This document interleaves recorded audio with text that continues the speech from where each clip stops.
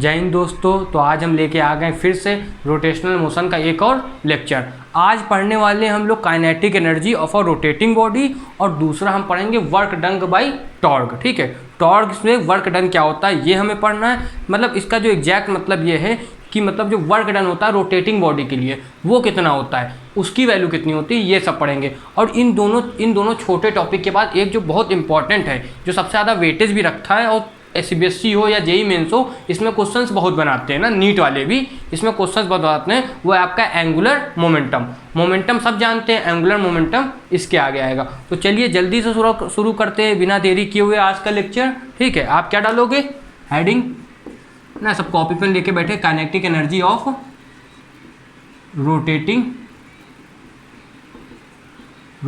Body. ठीक है, एक कोई रोटेट कर रही बॉडी। अब रोटेशनल मोशन पढ़ रहे हैं तो जाहिर सी बात है हमारी क्या होगी, रोटेटिंग बॉडी होगी, kinetic energy of rotating body. तो आप तो पहले नॉर्मल काइनेटिक एनर्जी का फॉर्मूला बताइए क्या होता है। होता है हाफ mv²। ठीक, ये होता है, इसमें तो कोई दिक्कत नहीं। तो यहाँ से आप नहीं निकाल सकते formula. Kinetic energy of rotating body क्या हो सकती है, हाफ मास की जगह रोटेशन में क्या आता था, एनालॉजी से समझना हर चीज़। मास की जगह आपके इसमें क्या आता था, मास की जगह आता था हमारा इनर्शिया। ठीक है, mr² यानी कि इनर्शिया। और इसकी जगह क्या आता था, वेलोसिटी की जगह आता था एंगुलर वेलोसिटी यानी कि ω²। ये आता था, बिल्कुल यही फॉर्मूला होता है काइनेटिक एनर्जी का। लेकिन ये इतना आसान हो गया। अब देखिए जो सीबीएसई वाले हैं उनको प्रूविंग तो चाहिए होगी, क्योंकि भाई प्रूफ आता है। आपसे कहेंगे प्रूफ करो kinetic energy of rotating body, तो आप प्रूफ करोगे। और नीट और जेई वाले क्यों इसको देखेंगे, अगर आपके कॉन्सेप्ट क्लियर होंगे कि ये आया कहाँ से। केवल फॉर्मूला रटना एक बात होती है, उसको समझ लेना तो आपका ये होगा कि आप उसको हमेशा याद रख पाओगे और उसके जो कॉन्सेप्ट हैं वो समझ में आ जाएंगे। जब कॉन्सेप्ट समझ में आ जाते हैं तब होता ऐसा है कि आप उसको अप्लाई कर पाते हो। जब तक कॉन्सेप्ट समझ में नहीं आया तो आप क्वेश्चन में समझ ही नहीं पाओगे क्या पूछ रहा है। ठीक है, तो सिंपल सी हम प्रूफ करेंगे यहाँ पर। ठीक है, प्रूफ करना कुछ नहीं है, आपको ऐसे ही एक लेनी है ना, रैंडम बॉडी ले लेनी। ये ले लिया हमने, इसको हमने इस पॉइंट में क्या किया, लॉक कर दिया है, फिर पाइवेट पॉइंट है ये, है ना, एक जगह रोक दिया। और इसके ये एक्सिस की तरह काम करेगा, इसके अलोंग ये घूमेगा, बिल्कुल इसमें तो कोई दिक्कत नहीं है। आप क्या करेंगे, इससे कुछ r डिस्टेंस में हमने एक मास ले लिया m। ठीक है, r1 डिस्टेंस में मास ले लिया m1 छोटा सा, बिल्कुल कोई इसमें दिक्कत नहीं है। इसमें आपको बस एक चीज़ बतानी है, ये जाएगा क्या, ये इस वेलोसिटी से ऊपर जाएगा ऐसे, है ना, ये किसी वेलोसिटी से ऊपर तो जाएगा, बिल्कुल इसमें तो कोई वो बात है नहीं। ये अगर वेलोसिटी है तो ये ऊपर तो जाएगा ही। तो हम पूछ दें कि इस मास m1 के लिए काइनेटिक एनर्जी कितनी हुई, काइनेटिक एनर्जी फॉर मास 1, तो आप कहोगे हाफ मास m1 है और किस वेलोसिटी से ये ऐसे घूम रहा है। भाई देखो, होगी तो एंगुलर वेलोसिटी, लेकिन एंगुलर वेलोसिटी भी किसके जरिए होगी नॉर्मल वेलोसिटी, लीनियर वेलोसिटी या फिर टेंजेंशियल वेलोसिटी के थ्रू। तो हाफ m1 v1² हो गया, कोई दिक्कत नहीं, हाफ m1 v1², इसमें आप लोगों को कोई दिक्कत नहीं। अभी इस r1 का भी यूज़ होगा। अब एक मास ले लिया हमने इस पॉइंट पे, r2 डिस्टेंस में मास है हमारा m2। ठीक है, अब इसको आप अगर देखोगे तो काइनेटिक एनर्जी हमारी हो जाएगी, काइनेटिक एनर्जी 2 होगी हाफ m2 v2²। ठीक, यहाँ तक कोई दिक्कत नहीं। ऐसे हम क्या करेंगे, ये बॉडी है हमारी बड़ी सी, इसमें धीरे धीरे करके सारे मास ले लेंगे। तो लास्ट हम मास जो लेंगे होगा काइनेटिक एनर्जी nth मास, मतलब nth मास ना, कुछ भी हो सकता है n नंबर। तो उसका फॉर्मूला हो जाएगा हाफ mn और आपका vn का होल स्क्वायर। यहाँ तक तो कोई दिक्कत नहीं। ऐसे k1 k2 k3 ऐसे चलते चलते आपका kn तक हम लोग ले लेंगे, है ना, इसमें कोई दिक्कत नहीं। तो अब आपको टोटल अगर निकालना होगा, अगर ये टोटल काइनेटिक एनर्जी निकालनी होगी तो आप करोगे क्या, सिंपल सा काम करोगे, इन सबको ऐड कर दोगे। तो आपसे कह दें अगर k टोटल बताओ, काइनेटिक एनर्जी टोटल आपको बताना है, तो आप करोगे क्या, k1 है ना, kinetic energy 1 plus kinetic energy 2, और फिर ऐसे ऐसे जाता हो जाएगा, आ जाएगा हमारा प्लस करके काइनेटिक एनर्जी nth टर्म की। ठीक है, वैल्यू आपको पता है इनकी क्या हो जाएगी, हाफ m1। देखो अब ये इसके आगे ही चल रहा है। ठीक है, इस स्टेप के बाद हम लोग यहाँ पर आए, हाफ m1 v1 का whole square plus half m2 v2 का होल स्क्वायर, फिर लास्ट में हमारा क्या जाएगा, हाफ mn है ना, mn vn का होल स्क्वायर, ऐसे जाएगा, बिल्कुल ठीक है। यहाँ तो हमको यहाँ तक पहुँचना है, ये हमारा लक्ष्य है। ठीक है, तो अब आप इसमें एक चीज़ देखोगे, यहाँ तक तो कोई दिक्कत नहीं हुई है। अब ये बताओ, ये तो हम लोगों ने पढ़ रखा है चैप्टर के शुरुआती में कि v = r ओमेगा होता है, बिल्कुल v = r ओमेगा होता है। तो जहाँ जहाँ वी है वहाँ वहाँ हम लोग आप यूज़ कर सकते हैं। यहाँ लिखोगे we know V equal to R omega, इसको नाम दे दोगे 1, है ना, लिखोगे यूजिंग 1, इसको यूज़ करके आप यहाँ पर यूज़ करोगे, लिखोगे हाफ m1। वैसे अगर हम v1 की वैल्यू पूछे तो होगी r1 ओमेगा, है ना। अब ओमेगा चेंज नहीं होगा यहाँ पर, वो अभी बताएंगे क्यों। वैसे आपको अभी कमेंट में लिखना है स्टॉप करके कि ओमेगा क्यों नहीं चेंज होगा, ओमेगा की वैल्यू सेम क्यों रहेगी, फिर हम अभी आगे बताते हैं। ये इतना लिख लो, आपका आएगा r1 ओमेगा। अब देखो यहाँ पर v का स्क्वायर था तो r का स्क्वायर भी होगा और ओमेगा का स्क्वायर भी होगा, जाहिर सी बात है, ठीक है। उसके बाद प्लस लगाया हाफ m1, अब की बार m2 आ जाएगा ना, m2 r2 का होल स्क्वायर और ओमेगा का होल स्क्वायर, ठीक। ऐसे लास्ट में जाएगा आपका आ जाएगा प्लस, है ना, ये ऐसे n तक जाएगा, डॉट डॉट बीच में लगाना है, ठीक है। m n और आपका कितना r n v n का होल स्क्वायर, v का नहीं ओमेगा का, ठीक है, ओमेगा का होल स्क्वायर ना, ये तो इतना रहेगा। अब ये लास्ट में जा रहा है तो ये ओमेगा, लेकिन अभी भी ओमेगा ही रहेगा बिल्कुल। अब ओमेगा क्यों नहीं चेंज होता, यहाँ पर देखो भाई, देखो यहाँ पर ये v लग रहा है, ठीक है, ओमेगा लगता है ऐसे, ओमेगा जो होता है एंगल बनाता है, एंगुलर डिस्प्लेसमेंट पे लगता है ना, जो हमारी डिस्प्लेसमेंट होगी, मान लो बॉडी यहाँ से यहाँ गई, यहाँ डिस्प्लेसमेंट लगी, तो अब तुम देखना एक चीज़, अगर हम यहाँ पर देखेंगे थीटा इतनी पॉइंट में, तब भी वो थीटा ही होगा, यहाँ पर देखेंगे तब भी थीटा होगा, ये हम पहले बात कर चुके हैं, और आगे जाके देखेंगे तब भी वो थीटा ही होगा। तो एंगल जो है वो हमको केवल थीटा ही मिल रहा है, एंगुलर डिस्प्लेसमेंट किसी भी पॉइंट पे नहीं चेंज हो रहा। देखो इसको ऐसे समझो, ये ऐसे है, ये थीटा बनाऊँ, ये बॉडी है, तो देखो ये हमारा थीटा है, ये ना यहाँ पर चेंज हुआ, ना यहाँ पर चेंज हुआ, ना यहाँ पर चेंज हुआ, या फिर हम आगे निकल जाए तब भी नहीं चेंज होगा, जब तक ये मिलता जा रहा है आपस में। बिल्कुल बात सही है। तो ओमेगा रोटेट कर रहा है, ओमेगा जो रोटेटिंग बॉडी के लिए होता है। अब जब कोई बॉडी रोटेट कर रही है तो उसके सारे पार्टिकल एक ही मोशन में क्या कहते हैं, रोटेट करते हैं, एक ही स्पीड में रोटेट करते हैं, है ना। कौन सी स्पीड, एंगुलर स्पीड। ये वाली स्पीड तो चेंज हो सकती है, लेकिन एंगुलर स्पीड जो है वो सेम रहती है। और क्यों सेम रहती है, क्योंकि उनका एंगुलर डिस्प्लेसमेंट सेम रहता है। और एंगुलर डिस्प्लेसमेंट का फॉर्मूला क्या होता है, मतलब angular displacement, angular velocity formula angular displacement से रिलेटेड होता है। देखो अगर ये चेंज नहीं होगा तो ये भी तो नहीं चेंज होगा। और टाइम तो है ही, टाइम तो फिक्स होगा ही, किसी एक पर्टिकुलर टाइम पे हम लोग ये बात कर रहे हैं ना, ये चीज़ एक पर्टिकुलर टाइम पे हो रही है। बहुत जगह टाइम को इग्नोर किया जाता है क्योंकि यहाँ टाइम कुछ नहीं दिया हुआ है, तो टाइम को हम इग्नोर करते हैं बहुत जगह। अब ये इतना आ गया, यहाँ पर देखो अब आगे क्या करना है।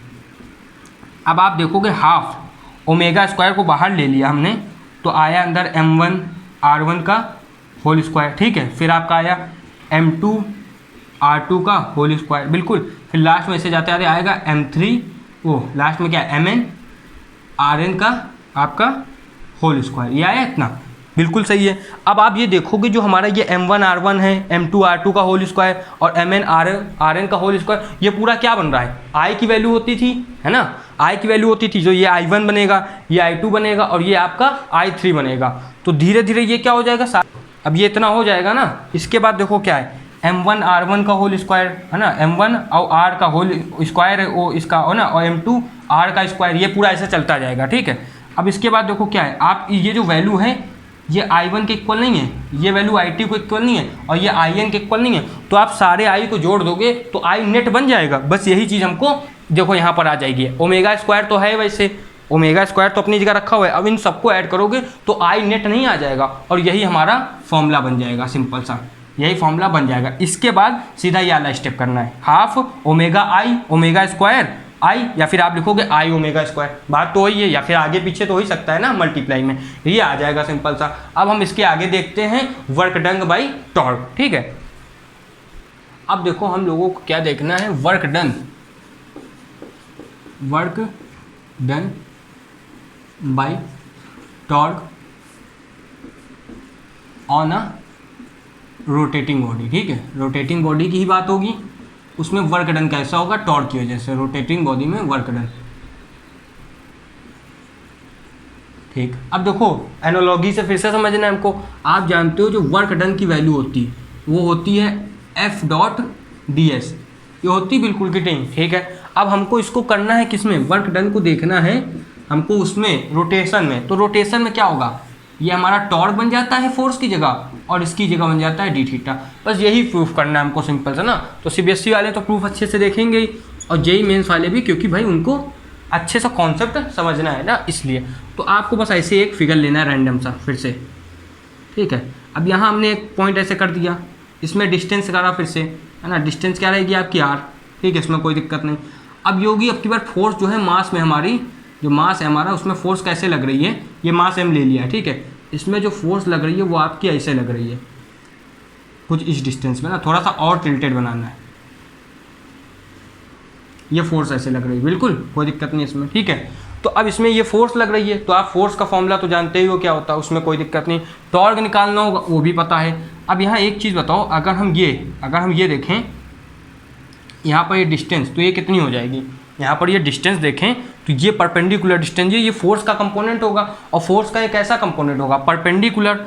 यहाँ पर एंगल को मान लिया अल्फ़ा, अगर एंगल को अल्फ़ा मान लिया है तो आप जानते हो जो जहाँ एंगल वहाँ का जो कंपोनेंट आएगा वो क्या आएगा, एफ का आएगा, एफ कॉस अल्फ़ा, ठीक, बिल्कुल। और दूसरी तरफ का आपका क्या आएगा, ये एफ कॉस अल्फ़ा आ गया, ठीक है। और ये जो डिस्टेंस है, ये जो चला है, ये आप देखोगे ऐसे, ये डिस्टेंस जो चला है ये कितना हो गया, ds हो गया। यहाँ तक तो कोई दिक्कत नहीं है, ये ds हो गया ना डिस्टेंस।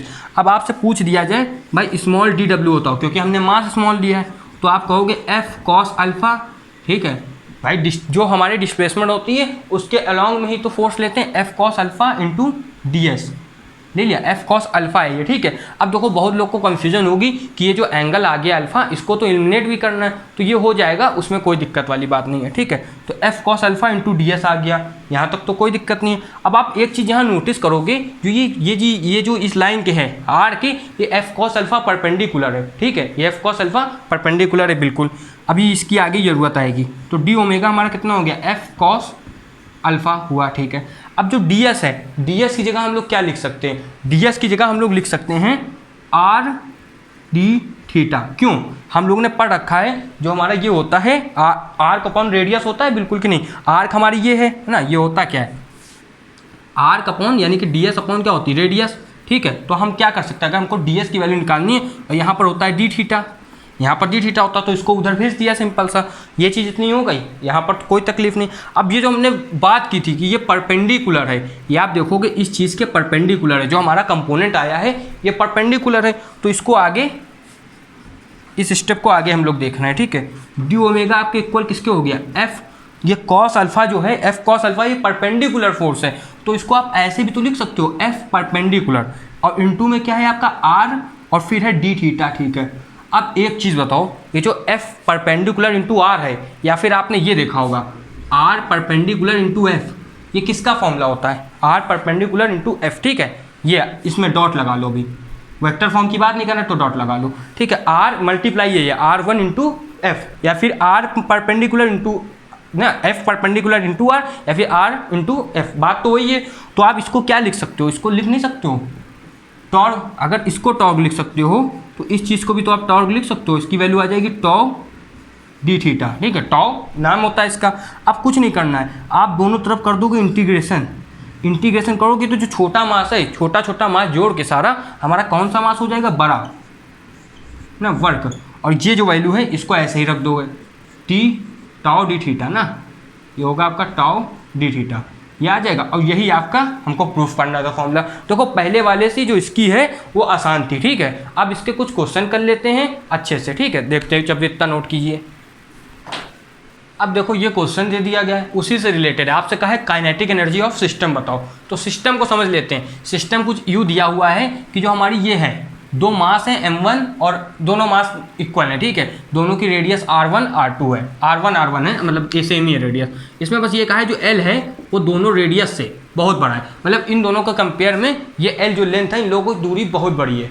इसका मतलब कुछ समझ रहे हो, जो देखो 11th पढ़े अच्छे से, है ना, मतलब जो इन्होंने पॉइंट ऑब्जेक्ट पढ़ा अच्छे से 10th में और 11th में अच्छे से, तो जानते हैं पॉइंट ऑब्जेक्ट तब लिया जाता है जब दूरी बहुत बड़ी हो, तो ये पॉइंट ऑब्जेक्ट हो गए हमारे, ठीक है। हम लोग ने काइनेमेटिक्स में पढ़ रखा ना, पॉइंट ऑब्जेक्ट हो गए। पॉइंट ऑब्जेक्ट का ये मतलब है कि आप इन दोनों को नेग्लेक्ट करोगे और एल के हिसाब के इन दोनों को सिस्टम मान लोगे, ठीक है, बस इतना करना है, इन दोनों को सिस्टम मान लेना और फिर सॉल्व करना है सिंपल सा। अगर ये पॉइंट ऑब्जेक्ट ना होते तो हमको फॉर्मूला लगाना पड़ता है स्फीयर का वगैरह का, लेकिन पॉइंट ऑब्जेक्ट है तो उनके लिए सिंपल सा आपको फॉर्मूला लगा देना है। अब हमने इनर्शिया पीस लिया टोटल सिस्टम का, इनर्शिया सिस्टम की, तो आप पहले इसकी देख लो, मास की, इसकी हो जाएगी m l स्क्वायर, है ना, m l/2 का होल स्क्वायर। क्यों, ये बीचों बीच से हमने ये घूम रहा है, ठीक है, ये ओमेगा से घूम रहा है, तो बीचों बीच से घूम रहा है, तो ये L/2 होगी और ये L/2 होगी। अब इसको पॉइंट मानना है हमने, तो पॉइंट का तो सिंपल से होता है मास इंटू L/2। हम जब भी सॉल्व करते हैं तो क्या कहते थे, इसको पॉइंट ऑब्जेक्ट मान लिया है, पॉइंट मास मान लिया है, पॉइंट ये मान लिया है, तो यहाँ पॉइंट की बात हुई है तो ऐसे इसको नोट कर दिया। फिर दूसरा भी सेम ऐसे L/2 का होल स्क्वायर, सॉल्व करोगे आप आएगा mL²/4 और यहाँ पर भी mL²/4, नॉर्मल सा है। इसको फिर फर्दर सॉल्व किया तो आपका क्या आ गया mL²/2, ठीक है, ये आ गया। अब काइनेटिक एनर्जी निकालनी है। काइनेटिक एनर्जी का फॉर्मूला होता है हाफ आई, अभी हम लोगों ने किया ओमेगा स्क्वायर, बिल्कुल ये होता है फॉर्मूला। तो अब आपको इसमें क्या करना है, वैल्यू पुट कर देनी है केवल, बस आंसर आ जाएगा। हाफ इंटू mL²/2 अपॉन में ओमेगा स्क्वायर, सॉल्व किया वैल्यू आ गई हाफ m, नीचे अपॉन में 4 आ जाएगा ना, mL²ω/4, ये आंसर सिंपल सा आ गया। अब थोड़ा एक अच्छा सा क्वेश्चन देखते हैं, ये तो आपको समझ में आया, नोट करिए। अब देखो ये क्वेश्चन दिया है ना, काफ़ी अच्छा क्वेश्चन है। इसमें आपसे कह रहे हैं हमारे पास स्क्वायर लेमिना है, स्क्वायर लेमिना, इसका मास 2 kg है और जिसकी जो लेंथ है, एक जो एच साइड की लेंथ है वो 10 सेंटीमीटर है। आपसे कहा स्क्वायर लेमिना का हमको फाइंड काइनेटिक एनर्जी, है ना, लेमिना का आफ्टर 5 सेकंड, हमको काइनेटिक एनर्जी बतानी है आफ्टर 5 सेकंड, ये है। अब ये 5 सेकंड कैसे बताया है, ये घूम रहा है ना उसमें 5 सेकंड, ऐसे आपसे सिंपल सा पूछा है। तो आप देखो सिंपल सा, इसमें कुछ दिक्कत नहीं, आराम से सॉल्व हो जाएगा। बस सोचना है कहाँ कौन सा फॉर्मूला लगेगा और कैसे स्टेप चलेगा। सबसे पहले तो हमको इसकी इनर्शिया निकालना है, ठीक, इसकी इनर्शिया निकालना है। अब स्क्वायर की इनर्शिया हम लोग ने सीखी थी, ऐसे हो या फिर ऐसे हो। अब ये तो भाई नया केस आ गया, तो नया केस आया ना, देखो ये हम उसमें कराते हैं लेक्चर्स में ना, लेकिन आज भी जो लेक्चर चल रहा है इसमें हम आपको बताएंगे। कुछ नहीं करना है, ये 1 kg है तो ये सिमेट्री से काटा गया, और फिजिक्स में सिमेट्रिक मतलब है हाफ और हाफ, तो ये 1 kg, ये 1 kg हो गया। अब हम लोग ने पढ़ रखा है कि जो ट्राइंगल है अगर ऐसा हो, इसमें हाइट h हो, तो उसका इनर्शिया होता है mH²/6, यही होता है ना, mH²/6, ये परपेंडिकुलर डिस्टेंस होती है। अब देखो इसमें इसकी ये 10 सेंटीमीटर का है, अब यहाँ पर देखो यूज़ कैसे होगा, इसको 10 सेंटीमीटर का है, बिल्कुल। अब ये 10 सेंटीमीटर है तो ये कितना हो जाएगा 10×10√2। क्यों ऐसा क्यों होता है, आप जानते हो जो स्क्वायर की साइड होती है अगर वो a हो तो उसका डायगोनल होता है 10√a, बिल्कुल होता है कि नहीं, मतलब मान लो a√2 होता है, बिल्कुल ना, तो a की जगह यहाँ क्या 10 है तो 10√2, सिंपल सा ये हुआ है। अब यहाँ पर देखो क्या है, ये इतना है, ठीक है, लेकिन देखो ये जो है ये हमने 2 ट्राइंगल अलग अलग ले लिए हैं ना, याद रखना। तो ये हुआ हमारा पूरा कितना, ये पूरा जाएगा 10√2 गया है ना, ऐसे ये पूरी सीधी लाइन 10√2 गई है ना, सीधी मानना इसको। लेकिन आधी कितनी हुई, वो जो आधी आप उसको कर दोगे तो वो कितनी हो जाएगी, वो तो आपकी 5√2 हो जाएगी, बिल्कुल। ये तो सिंपल सी बात है, अगर पूरी 10√2 है तो आप उसको हाफ कर दोगे तो कितना हो जाएगा, वो तो आपका 5√2 हो जाएगा, बिल्कुल। अब देखो यहाँ पर वैल्यू केवल पुट करनी है आपको और आंसर आपका आ जाएगा। अब यहाँ पर मास हमने किया 1, ठीक है, और हाइट जो है, हाइट हमारी यहाँ पर कितनी थी, हमारी 10√2 थी, उसमें आधा किया तो कितनी आई 5√2, यहाँ पर वैल्यू पुट कर दो 5। और देखो ये 10 सेंटीमीटर में और बाकी यूनिट जो SI में, तो इसको चेंज करोगे आप तो वैल्यू क्या आ जाएगी आपकी 5 अपॉन आपकी कितनी 100, 5/100 होगा, ठीक है। और फिर आपने क्या किया, फिर से इसका स्क्वायर किया तो 5/100 आया, ठीक है। अब एक चीज़ देखो 5√2 भी तो था, बिल्कुल 5√2 भी था, तो 5√2 जो है वो आपका, अब देखो ये तो रहेगा ही इतना, ठीक है। यहाँ पर हम कितना कर सकते हैं, अब देखो रूट यहाँ पर क्या होगा 5√2 था, ये वैल्यू कितनी हो जाएगी, हाफ जो है वो 5√2 थी ना, तो यहाँ पर 2 का स्क्वायर कर दोगे आप, कितना हो जाएगा 2, √2 का स्क्वायर कर दोगे 2 आ जाएगा। फिर था h 1/6, और ये देखो ये जो हमने पूरा किया ये तो एक ट्राइंगल के लिए किया है, ऐसे 2 ट्राइंगल है तो आप मल्टीप्लाई में क्या कर दोगे 2 कर दोगे। अब केवल सॉल्व ही तो करना है इसको सॉल्व कर दो, क्योंकि इससे हमको i की वैल्यू मिल जा रही है जो कि सबसे मेन है, ठीक है। टोटल ये स्क्वायर लेमना की वैल्यू मिल जाएगी, ठीक है। अगर मल्टीप्लाई में आपने 2 कर दिया तो जो वैल्यू है ये किसकी मिल जाएगी, स्क्वायर लेमना, ठीक है। अब बस इसको सॉल्व कर लेना, तो आपका देखो यहाँ क्या आ जाएगा, सॉल्व करना है सिंपल सा। ये तो आपका कितना हो गया 5 5 25 और ये आपका 50 हो जाएगा, 50 हो गया, सिंपल सा। अब इसको सॉल्व करना है 50 अपॉन ये पूरा कितना हो गया 10,000, नीचे वाला ये 100, ये 10,000 हो गया। मल्टीप्लाई में आपका क्या है फिर से 2 है और यहाँ अपॉन में 6 है। इसको सॉल्व किया हमने, यहाँ कितना आ गया आपका 200, ठीक, ये पूरा 200 आ गया। ये आपका कितना हो जाएगा 200 हुआ, सॉल्व किया 2 अपॉन कितना आ गया आपका 1200 और सॉल्व किया तो आ गया 1/600, ये आ गया। अब देखो ये आई निकाल लिया है, काइनेटिक एनर्जी के लिए जो मेन है वो तो आई होता है ना। अब क्या बचा निकालने के लिए, ये आई आ गया। अब जो निकालने के लिए बचा है वो हमारा बचा क्या, ये तो आप पूरा नोट करोगे। वो जो बचा है वो है हमारा ओमेगा। ओमेगा निकालने का, ओमेगा के लिए कुछ ऐसा दिया है जो निकल जाए? हाँ बिल्कुल दिया हुआ है, टाउ दिया हुआ है। टाउ की वैल्यू होती है आई अल्फ़ा, बिल्कुल। तो टाउ की वैल्यू डालो 0.1, आई की डालो 1/600 और अल्फ़ा की डालो, अल्फ़ा निकालना ही है वैल्यू। तो आपकी अल्फ़ा की वैल्यू आ गई 60, वहाँ जाएगा पॉइंट में, या फिर ये 1/10 है, जैसे भी आप समझ लो। तो अल्फ़ा की वैल्यू आ गई 60। अब अल्फ़ा की वैल्यू 60 हमने निकाली क्यों, ये आप इतना नोट करोगे ना। आई की वैल्यू याद रखना है 1/600, ठीक है। अब हमने इतनी वैल्यू निकाली क्यों, देखो अल्फ़ा की वैल्यू पता चल गई, टाइम 5 सेकंड दिया गया, तो न्यूटन की सेकंड हम कौन सी इक्वेशन, फर्स्ट इक्वेशन लगा सकते हैं, omega final equal to omega, अब हमको ओमेगा ही तो चाहिए, प्लस अल्फ़ा क्या होता था टी। सॉल्व करो, ओमेगा फाइनल की वैल्यू निकालनी है, ठीक है। ओमेगा इनिशियल दिया नहीं हुआ है क्योंकि भाई वो रेस्ट से मोशन में आया है, तो 0।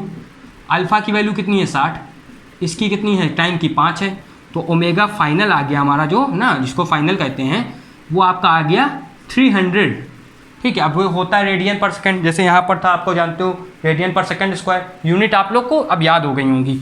बस अब निकालना है काइनेटिक एनर्जी, सॉल्व कर दो, half I omega square, simple सा है। तो वैल्यू पुट करना है केवल हाफ, अब यहाँ पर कितना आ जाएगा 1/600 और इंटू आपका क्या ओमेगा स्क्वायर होता है, तो 300 इंटू 300। सॉल्व किया, अब यहाँ से एक जीरो से यहाँ पर तो 2 जीरो चलेंगे, ठीक है। अब यहाँ देखो ये हमारा इससे ये यहाँ पर 2 आएगा और यहाँ पर कितना आ गया आपका सीधा 1, ठीक। यहाँ पर भी कोई दिक्कत नहीं, 2 2 जा कितना हुआ 4/300, ये ऊपर जा रही वैल्यू आ गई 75। अब काइनेटिक एनर्जी तो वैल्यू आएगी जूल में, ठीक है। एनर्जी की कोई और यूनिट पता तो आप बताना, ठीक है। क्या होती है, कैलोरी होती है। अब इसको कैलोरी में चेंज है, आपको करना है 1 कैलोरी की वैल्यू होती है, 1 कैलोरी की वैल्यू होती है आपकी 4.2 जूल। अब इसको कैलोरी में आप कमेंट में लिख के बताओगे, ठीक है। लेकिन अब बचा क्या है हमारा, अब हमारा बचा है, देखो ये टॉपिक तो अच्छा था, लेकिन अब जो बचा है वो है हमारा एंगुलर मोमेंटम, ठीक है, मोमेंटम। अब देखो इसका बस आज फॉर्मूला जान लेना तो आपको थोड़ा इंटरेस्ट आएगा कल वाली क्लास में। फॉर्मूला इसका रहता है L=mv.r, ये रहता है फॉर्मूला। अब ये तो इतना पता है आपको कि mv जो होता था ये मोमेंटम का होता था, तो इसमें भी देखो एक चीज़ आ गई, क्या रेडियस आ गई है, इसमें भी आर आ गया है। जैसे हर चीज़ में आर आया है, जैसे आपकी फोर्स में आर आ गया, वेलोसिटी में आ गया, एंगुलर एक्सेलरेशन में आ गया, सब में आ गया, वैसे जो मोमेंटम है वो भी कहाँ रह जाएगा बिना आर के, तो बस एक एक्स्ट्रा आर ही आया है। अब ये आर कैसे आया, ये फॉर्मूला कैसे आया, ये सब आपको अगर जानना है तो आप कल के लेक्चर में आइए, और इसके रिलेटेड कम से कम 4 से 5 हम लोग सवाल करेंगे जो आपके नीट जेई में और सीबीएसई में भी पूछे गए हैं। जब तक के लिए पढ़ाई करते रहिए, चैनल को लाइक शेयर सब्सक्राइब करिए। जय हिंद।